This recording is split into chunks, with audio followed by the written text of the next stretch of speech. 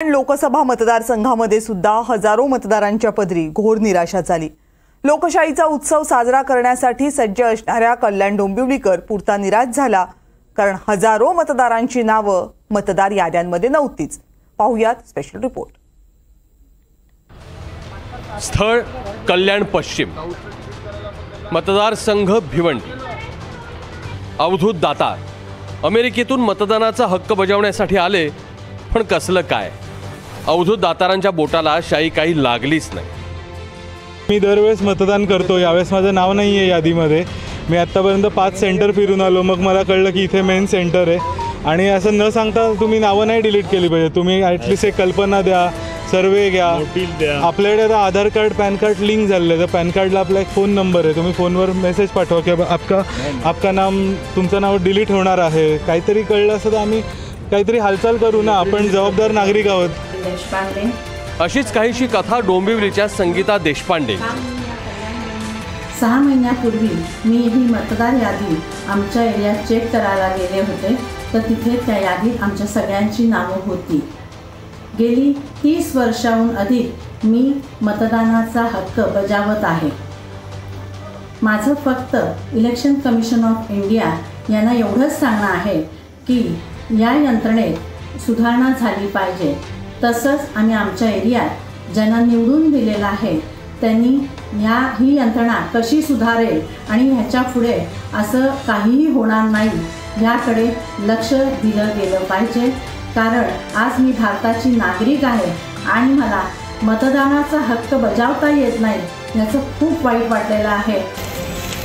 मुख्यमंत्र्यांचे चिरंजीव श्रीकांत शिंदे यांचा मतदारसंघ, खासदारकीसाठी श्रीकांत शिंदे तिसऱ्यांदा या मतदारसंघातून निवडणूक लढतायत, पण इथेच गेल्या 2 दिवसांपासून एक मोठा गोंधळ उडाला।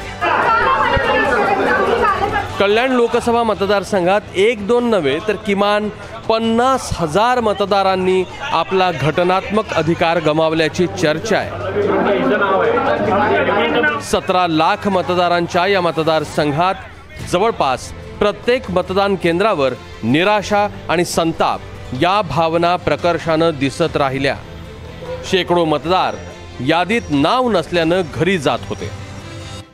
आत्ता सकाळपासून आपण मतदार यादीत ज्यांची नावं वगळण्यात आलेली आहेत यांच्यासाठी एक गुगल फॉर्म बनवून त्यांचा डेटा गोळा करतो आहे। आत्तापर्यंत साधारण एक 550 ते 600 नावं आपल्या त्या गुगल फॉर्म थ्रू आपल्याला मिळालेली आहे। पण थोडी माहिती घेतल्यावर असं लक्षात येते की फक्त 143 विधानसभा मतदारसंघ जो आहे त्याच्यातून जवळपास 50,000च्या वर नावं डिलीट झालेली आहेत। आत्ता आपण प्रयत्न असा करतो आहे की या सगळ्या नावांमधून आपण रिट पिटिशन या विषयामध्ये हायकोर्टामध्ये देण्याचं ठरवलेलं आहे। तर ही जी नावं आहेत त्यातली जवळजवळ 90% लोक हे तक्रारदार होण्यास तयार आहेत। सामान्यपणे मतदार याद्यांमध्ये स्वतःची नावं आहेत की नाही हे बघणं मतदारांची जबाबदारी आहे, याची कल्पना कल्याण डोंबिवलीकरांना आहे। शेकडो नागरिकांनी आपली नावं यादीत आहेत की नाहीत याची पूर्ण खात्री देखील केली, पण त्यांच्याही हाती निराशा आली।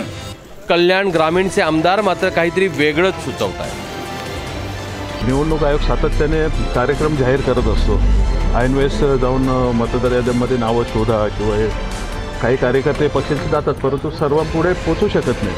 अशा वेळेस लोकांनी जर मतदानाचा अधिकार बजावता असतो त्यांना, तर त्या थोडा आधी तयारी करायला पाहिजे। मला वाटतं बऱ्याच सोयीसुविधा ऑनलाईन पण निवडणूक आयोगाने करून दिलेल्या आहेत, हळूहळू सुधारणा होईल याच्यात। मतदारांची नावं यादीतून काढून टाकण्याचे काही नियम आहेत। नागरिकाचा मृत्यू झाला तर त्याचं नाव यादीतून काढण्यात येतं। नागरिकाने पत्ता बदलून मतदारसंघाबाहेर स्थलांतर केलं असेल तर ज्या मतदारसंघात तो स्थलांतरित झाला तिथे मतदार यादीत नाव नोंदणी झाल्यावर आधीच्या मतदार यादीतून त्याचे नाव रद्द होते। दरम्यान मुख्यमंत्री मात्र त्यांच्या चिरंजीवांचा विजय विक्रमी मतांनी होईल असं सांगत कल्याण डोंबिवलीत फिरत होते। रेकॉर्ड ब्रेक मताने विजयी होणार। एकूणच काय, लोकशाहीच्या उत्सवात आनंदात सहभागी होऊ शकणारे हजारो कल्याण डोंबिवलीकर आज मतदानाला मुकले। मतदारांच्या हाती काहीच लागलं नाही आणि पुढेही काही लागेल की नाही याची काहीही शाश्वती नाही। अमजद खानसह ब्युरो रिपोर्ट, NDTV मराठी, कल्याण।